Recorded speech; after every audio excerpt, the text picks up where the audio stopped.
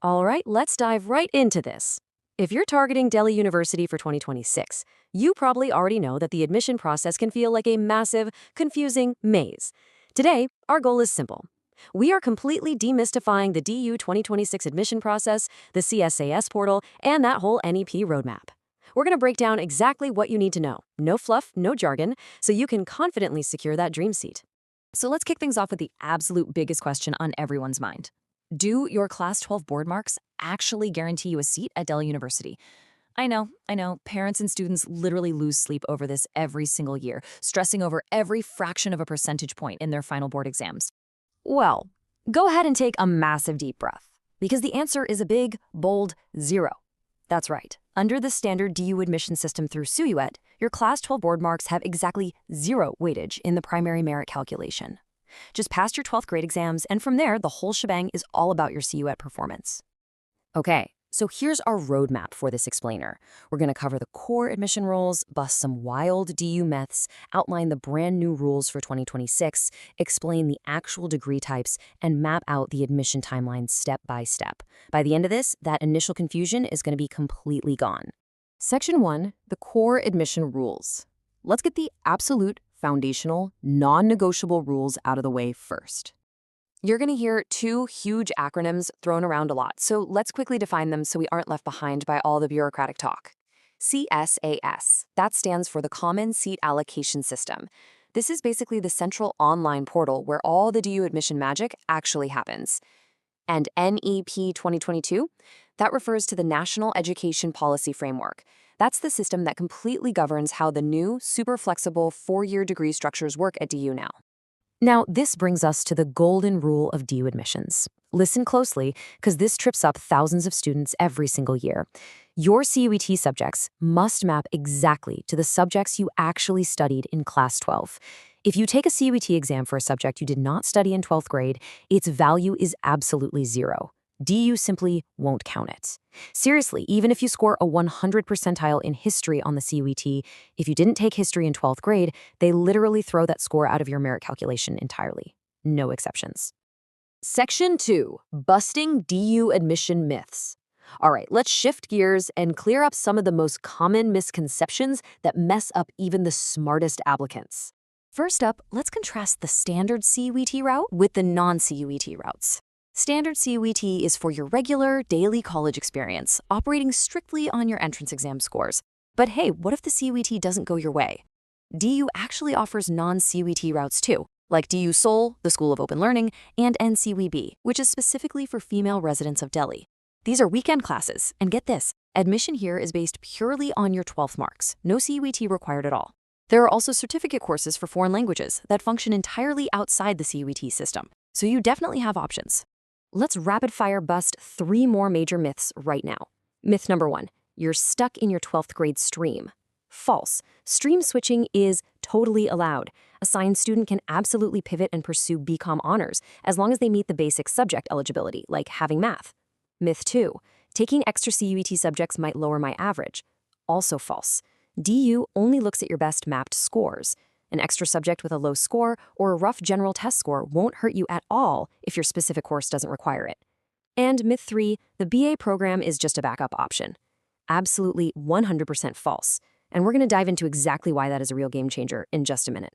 Now remember when I said 12th marks don't matter? Well, here is the one scenario where they brilliantly come into play as the ultimate tiebreaker. Imagine 2 students with identical CUET scores fighting for the exact same seat at a top-tier college. How does DU decide? Step 1, they compare your best 3 Class 12 subjects. Still a tie? Step 2, they compare the best 4. Then, Step 3, the best 5. And if by some absolute miracle it is still a dead heat, Step 4 kicks in. The older candidate automatically gets the seat. Wild, right? Section 3, new rules for 2026. Okay, if you're a returning applicant or relying on advice from an older sibling who went to DU, wipe the slate clean and pay close attention. The structure has evolved significantly for 2026. There are some massive shifts in the scoring combinations you need to know about. For BA Honors, previously you could only use one language and 3 domain subjects. For 2026, a brand new combination of 2 languages and 2 domains is also accepted. This gives a huge advantage to students who are really strong in multiple languages. And check out the management courses like BAMS, BBE, and BBA. Previously calculated out of 750 marks, DU has now added a requirement for an extra domain. That means the new merit is calculated out of a massive 1,000 marks. That is a major structural change you absolutely need to prep for. Science students, take a deep breath. I'm about to relieve a ton of your stress right now. When it comes to BSc courses, your English CUET score is only counted for computer science, maths, and stats. But if you're aiming for BSc physics, chemistry, botany, or zoology, relax. For those specific hard science courses, only your core PCM or PCB subjects are actually counted. Your English score has literally 0 weightage in that merit calculation. Okay, red alert on this next point. Seriously, listen up. In Phase 3 of the CSA's portal, there is a new auto-accept feature that can cause a total disaster if you aren't careful. Let's say you're allocated your 5th preference college. You hit upgrade, hoping to snag your 3rd preference in the next round. If you are actually allocated that new 3rd preference, it auto-upgrades immediately. You absolutely cannot turn around and say, actually, scratch that, I like the first college better, and try to go back. Once upgraded, your old seat is gone. Instantly. No backsies. Section 4, Degree Types Explained. Let's move on and see how you can actually build your academic future under this new NEP structure. Remember earlier when I said the BA program is not just a backup? Here is exactly why. A BA program offers a broad, liberal arts style study of 2 disciplines simultaneously, like, say, history and political science. Because of this strategic breadth, it is highly preferred by students targeting government or UPSC exams. On the flip side, a BA Honors is a deep, highly specialized dive into just one specific subject. So the BA program is actually an incredibly strategic choice for multidisciplinary learners. And let me tell you, the competition and cutoffs for popular combinations can be extremely fierce. And this is where the flexibility of the national education policy really shines. It's kind of like a choose-your-own-adventure. Both types of degrees allow a standard 3-year exit if you want to just graduate and go. But if you stay for the 4th year, honor students can earn a special researcher entrepreneurship tag attached to their degree. Even more amazingly, if you are a BA program student and you stay for that 4th year, focusing heavily on your major discipline, you can actually walk away with a full honors degree. It completely levels the playing field over a 4-year horizon. Section 5, the CSAS admission timeline. Now that we know the rules and we know the degrees, let's transition to the exact, highly actionable steps you need to take. Here is exactly how your somewhat stressful summer months are going to unfold. In late May, Phase 1 registration begins. By June and July, you move into Phase 2, which is preference filling. July and August bring the nail-biting Phase 3, seat allocation. And finally, by August, classes officially start.